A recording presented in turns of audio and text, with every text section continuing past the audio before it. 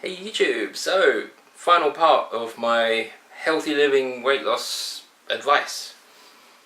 If you're heavily overweight, I had a BMI of 35, which is approaching morbidly obese, and it was impossible for me to do a lot of high intensity exercise. So my number one recommendation for anyone trying to lose weight is, if you can, start walking. Some people say, oh, low intensity exercise is rubbish, doesn't burn fat, doesn't do this, doesn't do that. Rubbish. Start walking. I don't care how you do it, but every day you want to be walking a little bit further. Try maybe do what I did. I was walking to school every day. So instead of getting the bus, I would probably leave about similar times. I didn't have to wait for buses or anything like that. Walk to school, walk to work, or walk to the shops, or walk to the park. Anywhere. Pick somewhere that's a known distance away. Maybe it's half a mile, maybe it's a mile. Depending on your fitness level, you'll be able to work out how far you can go with your current fitness level. And what you need to do is time how long it takes you to do that journey. Do that journey every day. Even if you don't feel like it, do the journey every day. And gradually over time, I want you to increase the speed that you get that journey done in. So say you're going to walk a mile, it takes you 40 minutes to do that mile. Every 2 weeks, measure how long it takes you to do that journey, and I want you to do it quicker. So it takes 40 minutes the first time, and then 2 weeks later, it's only taking you 38 minutes. 2 weeks later, then it's only taking you 35 minutes.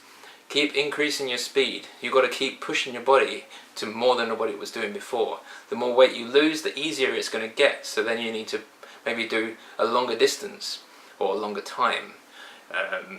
Maybe you get to the point where you can start adding in a few extra exercises, but don't push yourself too much. Because if you are really, really heavy, even just plain walking is going to put a lot of strain on your heart. So just take it nice and gently. It's not all about the calorie burning. The calorie burning is a factor, but it's also about getting yourself outside into the sunshine, getting some vitamin D, get your skin exposed to the sun, and feeling the fresh air into your lungs. Just even walking is an antidepressant. It makes you feel good, and you'll get endorphin rushes, and you'll eventually start to really enjoy the process of exercise. You're gonna keep doing this every single day. I don't care how grumpy you are. You get out of bed, you think, I can't be bothered today. Do it. Just get up and walk somewhere.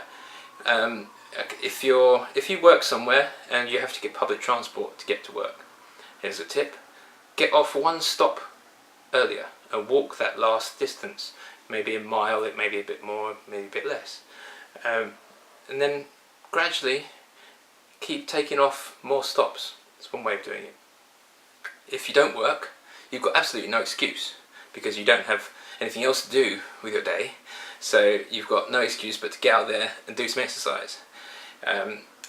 One great idea that I used to do all the time: dancing. Okay, you may not want to dance out in public because you're too shy or whatever, or you don't feel confident about getting your belly out and jumping around in a club. Put your headphones on, dance around your living room. Just dance. Move every part of your body. If you find it difficult and it's hurting your limbs or anything like that, one thing I used to do, I had a little trampoline, called a little rebounder, I think they called it. I used to just put on my favourite CD and bounce on that for 40 minutes. No stress on any of your joints. Depending on how heavy you are, you need to check the requirements of the device and check you're not going to break it. But dance. So walking, dancing. If you're gonna, maybe you like cycling. If you want to get on a bike, cycling is amazing exercise. Doesn't cost you anything once you've bought your bike. Bikes are pretty cheap. You don't need a special mountain bike or anything like that. So get on a bike, go and do some exercise. If you have the confidence and you're able to do it, go swimming. Best exercise you can do.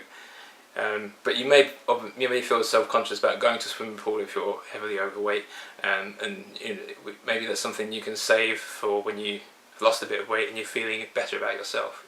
But it's brilliant. It's the most high-calorie burning exercise you can do. You may not want to be running, especially if you're overweight, because it's very, very dangerous for your limbs. Your knees could give way and cause all sorts of problems, and you could put so much stress on your heart. It's just not worth it. Running is a great exercise, but only for certain people that are good at it. I don't recommend running for obese people at all.